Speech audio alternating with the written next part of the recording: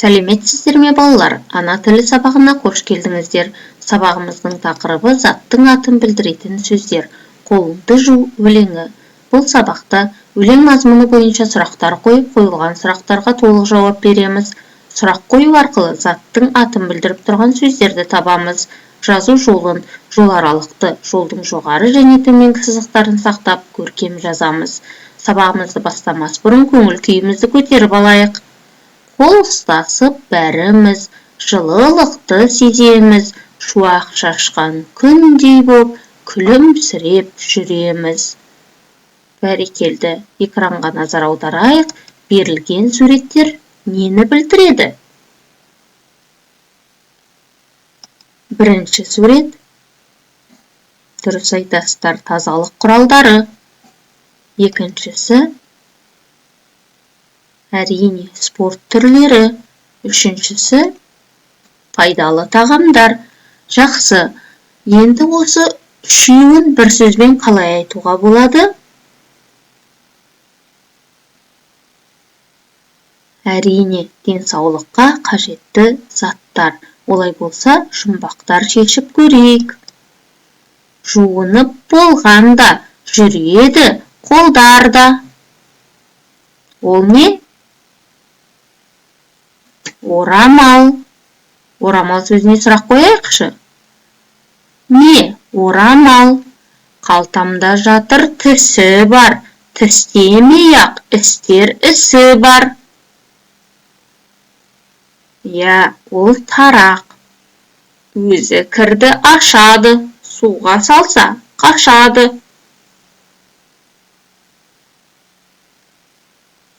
Ол сабын. Дәмі де жоқ, түсі жоқ. Пайдаланбас кісі жоқ. Я, ол су. Дұрыс айтасыздар. Бұлардың барлығы тазалық құралдары. Енді осы сабын мен судың арасында қандай достық болуы мүмкін? Әрине, олар біздің таза жүруімізге көмектеседі. Ал олар балалармен достаса алады ма? Әрине, балалар таза жүру үшін сабынмен, сумен дос болуы керек. Олай болса, бүгінгі сабағымыз да осы сабын мен су туралы болмақ. Бүгінгі сабақта Серікбол Хасан ағамыздың қолыңды жу өлеңімен танысамыз. Серікбол Хасан 1987 жылы Атырау облысы Құрманғазы ауданы Нұржау ауылында дүниеге келген. Балалар ақыны Мұнара газетінің бас редакторы, Көбелек, Кәусар атты жеке жинақтары жарық көрген. Оқулығымыздың 84-ші бетін ашамыз, қолыңды жу өлеңін мәнерлеп оқимыз. Қолға сабын алып, мөлдір суға салып, жуу керек жиі, ақ көбікке малып. Жасыл, қызыл, ағын, қолдана бер бәрін, жуынғанда дәйім, қолда тұрсын сабын. Қиын емес бұл да, тазалық бар мұнда, таңда, түсте, кеште, қол жуудан тынба. Өлең не туралы екен балалар? Я, тазалық туралы. Тазалықты сақтау үшін не істеу керек? Дұрыс айтасыздар, үнемі қолымызды жуу керек. Осы өлеңнің ішінде заттың атын білдіретін сөздер бар ма? Сұрақ қою арқылы табайықшы. Заттың атын білдіретін сөздерге қандай сұрақтар қойылушы еді? Әрине, заттың атын білдіретін сөздерге кім, кімдер, не, нелер деген сұрақтар қойылады. Қане, сол сөздерді табайық. Не, сабын. Не, су. Не, көбік. Не, қол. Жақсы. Олай болса, екінші жаттығуға назар аударайық. Жұмбақты оқып, шешуін табайық.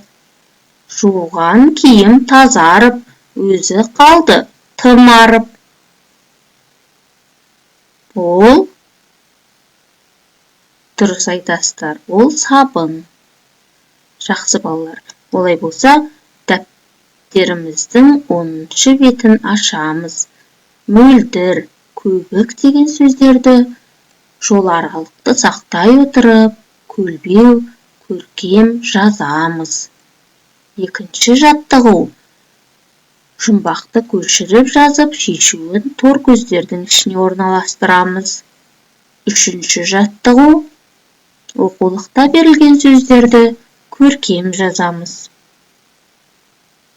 Соңғы тапсырма, сөздерді оқып, тақырыпқа қатысты сөздердің суретін сал дейді. Сабын, алма, сүлгі, күшік. Осы сөздердің ішінде бүгінгі тақырыпқа қатысты сөз қайсысы? Әрине, сабын және сүлгі. Осы екі заттың суретін қоршаудың ішіне саламыз. Жақсы балалар. Олай болса, экранға назар аударайық. Мына балақайға қалай көмектесер едіңдер? Бұл балақайға киімін ауыстырып, беті қолын сабындап, жуу керек. Таза болып жүру үшін не істеу керек? Дұрыс айтасыздар, жиі қолымызды жуып жүруіміз керек. Деніміз сау болу үшін не істеу керек? Әрине, ең бірінші тазалықты сақтауымыз керек. Дұрыс тамақтану керек, спортпен шұғылдану керек. Олай болса, балалар, денсаулығымызды сақтап жүрейік. Назарларыңызға рахмет. Сау болыңыздар.